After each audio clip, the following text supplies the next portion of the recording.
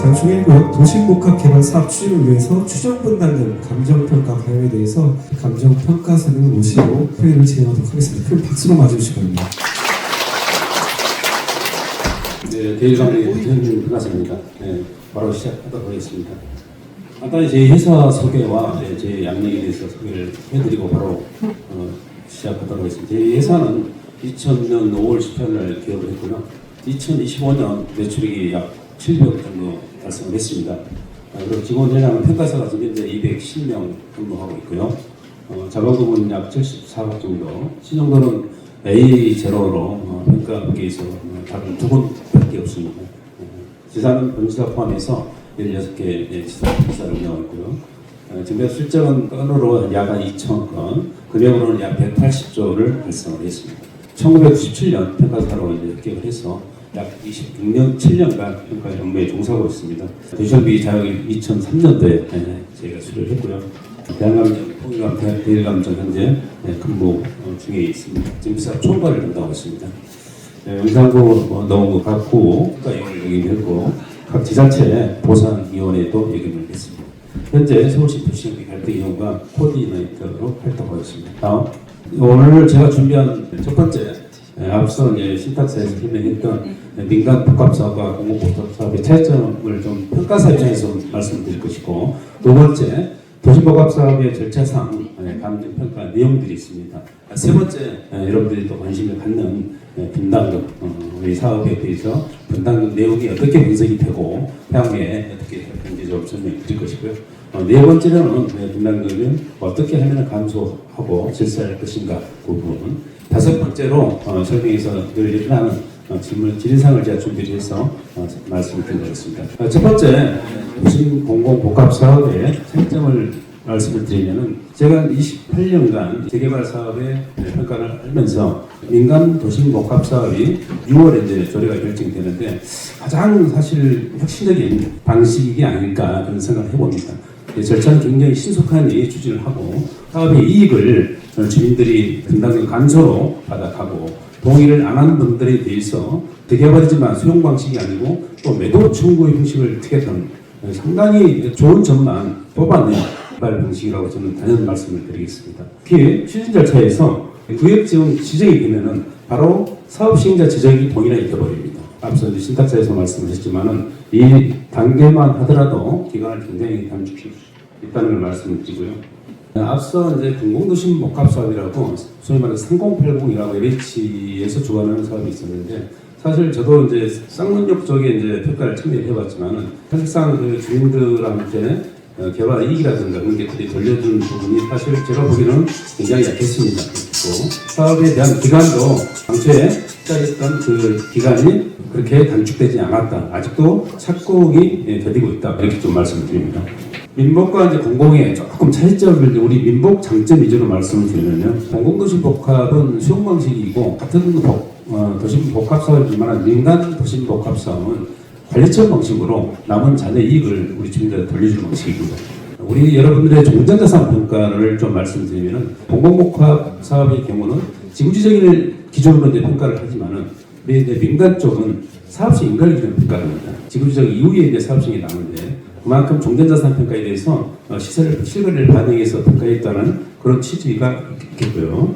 또 비례율 적용도 남은 잔여 이익을 사실 공공복합 경우는 관리처분을 하면서 분담을 확정해서 나중에 착공 때 일반분양의 수익을 돌려주지 않습니다. 민복의 경우는 관리처분 방식으로 통해서 남은 잔여 이익을 우리 비례율 방식으로 주민들한테 출자한 우리 종전자산 비율대로 고스란히 돌려주고 분담금 감소 형태로 차감 형태로 이렇게 돌려준 방식입니다. 중요한 부분 말씀을 드리면 같은 얘기가 반복이 되는데요. 공공은 그 잔여 이익을 돌려주지 않는 확정 방식이고 민간은 이익을 돌려주는 관리처분 방식이다. 이렇게 말씀을 드리고요.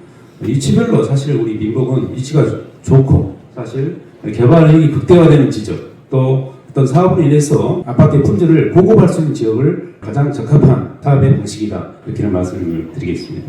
다만 민간도시복합 사업의 공무도가 마찬가지입니다. 2단계 종상향으로 인해서 임대주택을 진다든가 아니면 공공에서 이공유물이라든가 공공에서는 그렇게 되지만은 우리 민복에서는 상향이 되는 추가 용적률 사항에 대해서 한 30에서 50% 정도 공공개를 해야 한다. 그런 부분이 있고 또 사업 자체가 경기가 좀 안 좋았을 때는 그 리스크가 물론 이익을 우리가 도선에 가져온 반면에 그 사업의 리스크는 우리 주민들이 재개발과 동일하니 그 비례율로 비례율이 떨어진다든가 그런 부분은 동일하게 적용이 되겠습니다.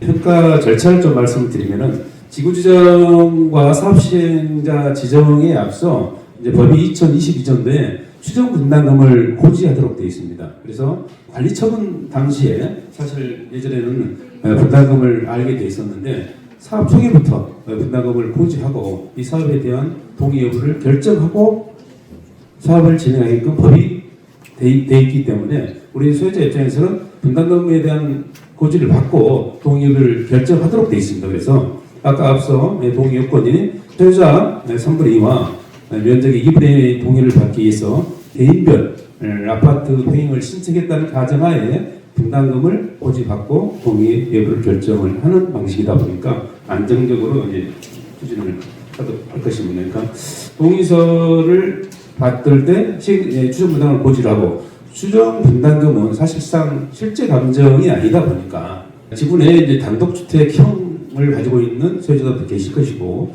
빌라나 다세대를 가지고 계신 분들도 계실 것이지만 간략히 말씀드리면은 단독주택과 빌라도 동일하니 현재 시점에 시가를 반영해서 평가를 해드립니다. 추정가를 현재 보유 계시는 종전자산이라는 평가를 시가 반영해서 보증률이라고 보증률을 반영해서 평가를 해드리고요.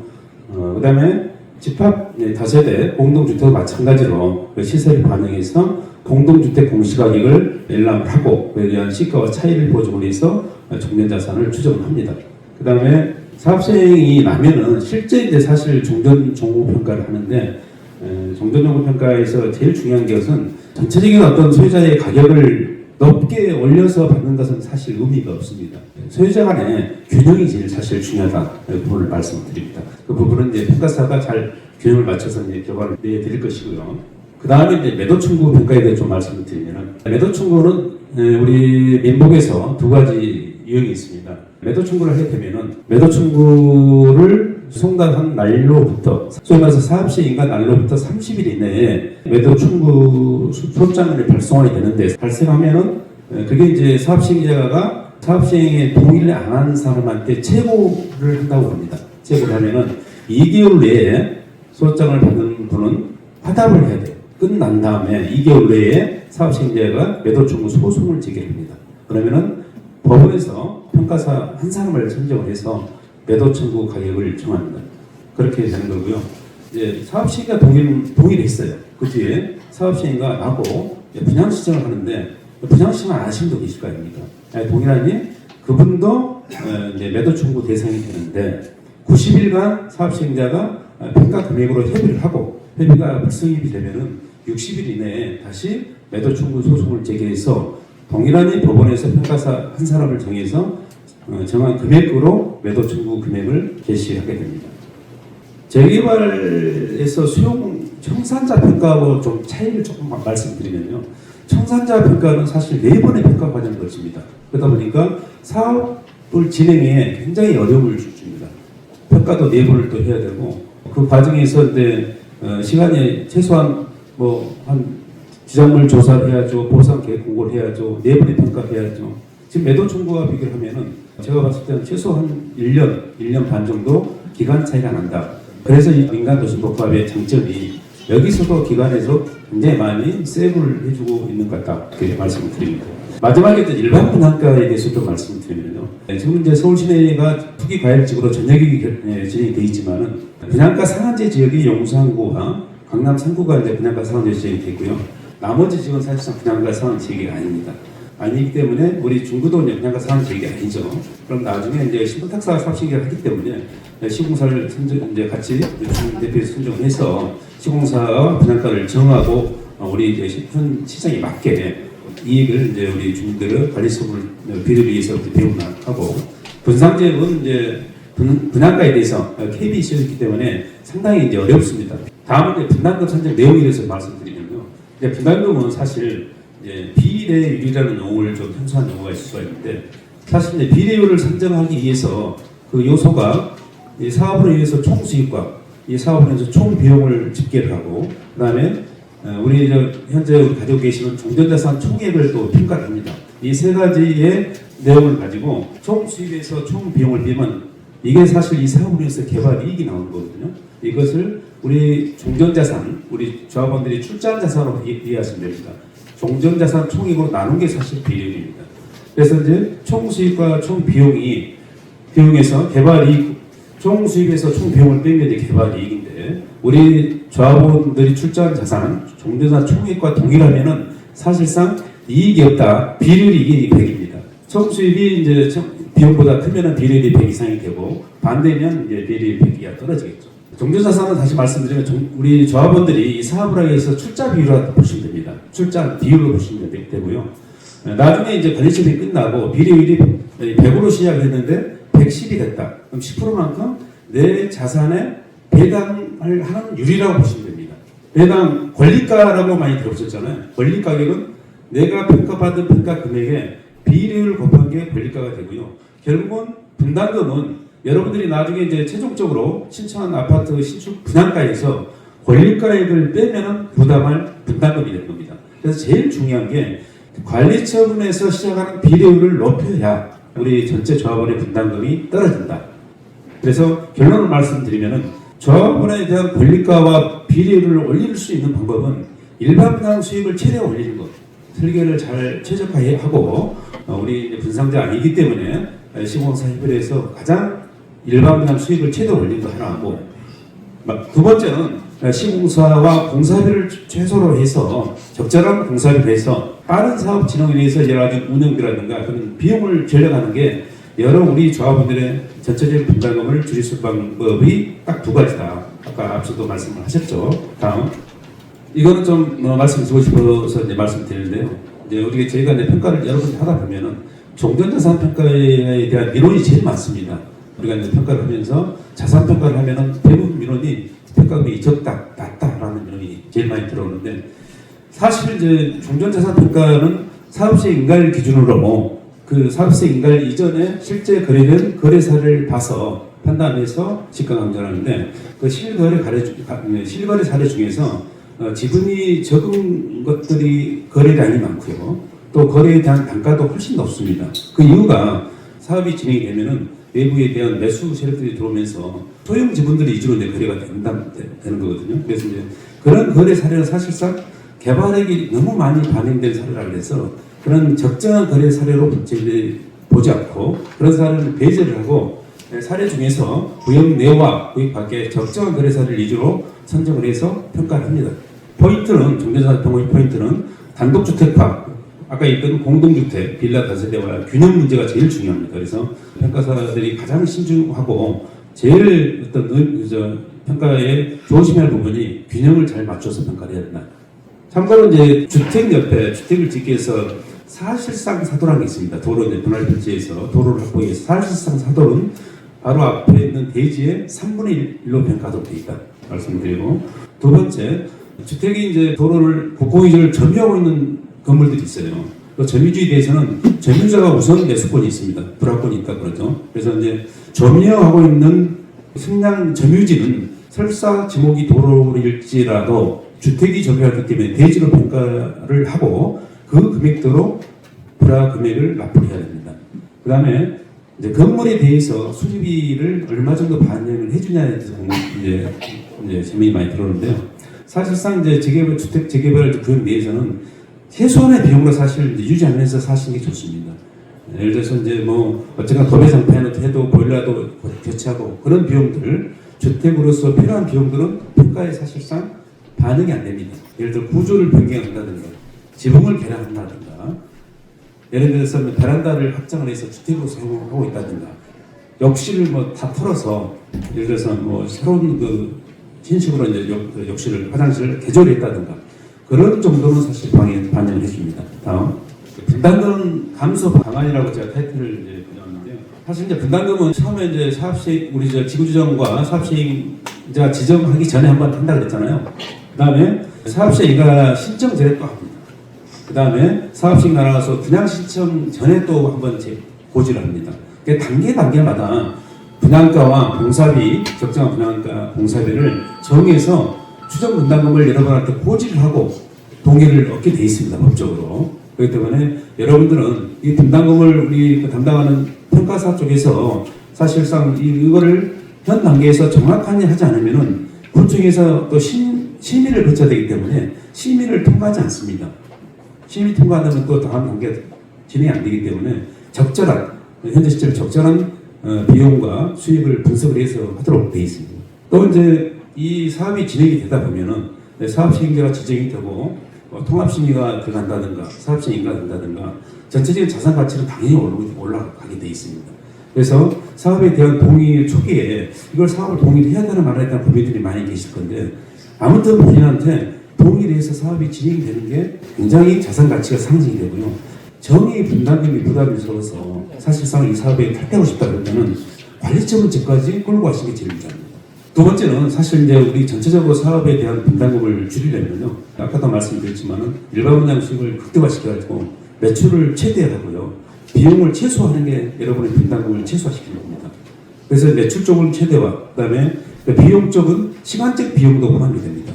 예를 들어 사업 진행 과정에서 어떤 비대위가 발생된다든가 주민들의 통합이 안 돼서 시간이 지체되면 공사비도 오르고 그리고 운영비, 그다음에 이주 과정에서 금융 이자가 많이 늘기 때문에 최대한 단축하고 이 사업 미분 자체가 아까도 말씀드렸다시피 굉장히 좋은 절차적으로 가장 신속한 지금 신속 통합인데 신속보다 더 신속한 지금 현재 그 제도라고 좀 보여집니다. 제가 판단하기로. 그래서 빠른 동의가 어쨌거나 제일 중요해서 비용을 최소화하고 분담금을 최소화합니다. 이렇게 생각하시면 될 것 같고요. 강남권 같은 경우는 이제 근상제로 인해서 사실 비례율이 100이 넘는 데가 거의 드뭅니다. 그렇지만은 강남권에 왜 사업이 빨리빨리 진행되는가 여러분 생각해보면 모르겠습니다만은 강남권 같은 경우는 입주 후에 그 신축에 대한 가치가 월등히 높아집니다. 발생 당시에는 분담금이 예를 들어서 뭐 5억, 6억 부담하더라도 그 정도 냈다 하더라도 신축 후의 가치가 월등히 높아지기 때문에 그걸 믿고 사실 빨리빨리 진행하는 겁니다. 그래서 우리 장충동 이 구역도 사실 중구의 중심에 사실 있지 않습니까? 그래서 나중에 이 신축의 가치는 굉장히 높아질 거라고 제가 예상해 봅니다. 다음, 얘가 사실 여러분들이 그러면 이 사업을 진행하면 동의하는데 분담금을 이제 사업 시행자 지정할 때 저희가 드리면은 분담금이 4억이니 3억이 나오거든요. 그럼 이 돈을 바로 내느냐 그런 거에 대해서 고민을 하실 건데 그 돈을 바로 내는 시기는 사실 이제 시공사와 계약금, 중도금, 잔금 이 부분에 대해서는 이제 조합과 협의를 하는데 통상 계약금 10%, 그 다음에 중도금 60%, 그 다음에 입주 때 잔금 30%가 일반적입니다. 그래서 실질적으로 입주 때까지 내는 돈은 한 10% 정도다 이렇게 생각하시면 되고요.